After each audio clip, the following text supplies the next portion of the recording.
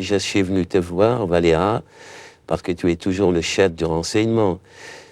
Et tu sais beaucoup de choses. Alors je veux des informations sur Boca. Il dit en camp en France et il repart quand? Oui, je suis toujours dans le renseignement. Boca viendra à mardi en France. Il repartira vendredi prochain. Il reste environ une semaine et demie. Alice, ce matin, m'a dit que tu désires t'entretenir avec moi, alors je suis passé à ton domicile. Mais je ne comprends pas. Pourquoi veux-tu qu'on parle de Rosen? Rosen est mort il y a quelques jours. J'étais face à lui dans une rue de Paris. Il a tiré, mais il n'a pas tiré assez vite face à moi. Rosen est mort. Jocelyn Beaumont. Moi j'aime te surnommer Joss. Laisse-moi te raconter une histoire sur, justement, Rosen. Il semble que tu ne saches pas tout sur lui. Quand Rosen était gamin, il a été déporté dans les camps de la mort avec son frère Mathieu. Heureusement, la résistance a réussi à libérer un des camps. Mais à l'époque, quand Mathieu était enfermé en prison, je parle du frère de Rosen, il était difficile de différencier les deux garçons. Je parle de Rosen et de son frère. Le savais-tu, que Rosen avait un frère jumeau? Tiens, je dois justement avoir une photographie qui quelque part. Voilà la photo de Rosen et de son frère. Si tu regardes bien attentivement, Joss, et je te demande de bien regarder ces deux enfants. Tu as vu comme ils se ressemblent? Attends, j'ai une autre photo. Voilà, regarde cette photo. Cette photo a été prise il y a 2 ans. On ne voit pas distinguer Rosen de son frère Mathieu. Et tu dis pas à la presse. Tu étais trop occupé à t'occuper de Jala. Il y a 2 jours de cela, un article est paru. Rosen a fait lui-même un démenti sur sa mort.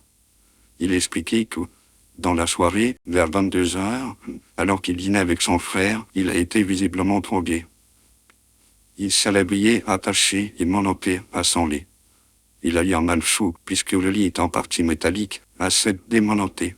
Puis il a appris, très étonné, que son frère Mathieu était mort d'une balle. La rumeur parle que Joss Beaumont serait mêlé à la mort de Rosen. Le problème, c'est que Rosen n'est pas mort, Joss. C'est son frère Mathieu. Mathieu ne voulait pas que Rosen t'affronte en duel. Ils en ont parlé un petit peu quelques soirées avant, et il s'était fermement opposé à l'idée que son frère rencontre Joss Beaumont. Cette nuit-là, il s'est retrouvé menotté sur un lit, pendant que Mathieu a revêtu ses vêtements, pris son arme de service et même ses papiers. L'homme que tu as battu dans une rue n'est pas Rosen. C'est Mathieu. Dont Rosen est vivant, il a fait un démenti dans la presse. Il risque de te chercher quand il va apprendre que tu es toujours en vie. Là, je vais te dire que l'affaire va être compliquée pour toi. Surtout quand Rosen est connu pour ses désirs de vengeance. Sincèrement, j'ignorais que Rosen avait un frère jumeau. Tu penses bien que j'aurais jamais tiré sur son frère. J'avais une petite dent contre Rosen. Et la gifle qu'il a envoyée à ma copine. Et aussi sa façon en tant que policier, toute nuire aux gens. C'est un type haineux.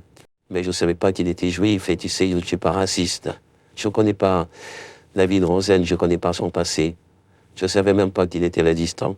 Mais je tombe des nues. Tu me dis que l'homme dans la rue qui était en face de moi a été Mathias, son frère jumeau. Parce que c'est bien ce que je vois sur la photo, ce sont deux frères jumeaux. Ou alors ils se ressemblent vraiment comme deux gouttes d'eau. Et pourquoi tu m'as caché tout ça? Je t'ai rien caché du tout. Rosen travaille avec nous pour les renseignements généraux, mais en aucun cas son frère Mathieu travaillait pour nos services. Ainsi, j'ai pas pensé bon de t'informer de la chose. Et puis j'ignorais que t'allais régler tes comptes avec Rosen.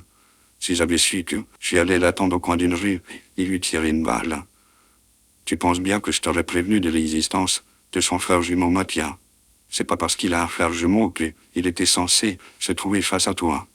C'est un concours de circonstances qui a fait que tu as affronté son frère et pas Rosen en personne.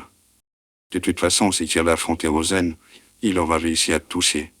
On dit qu'il est un des tueurs les plus rapides qu'il y a sur tout Paris.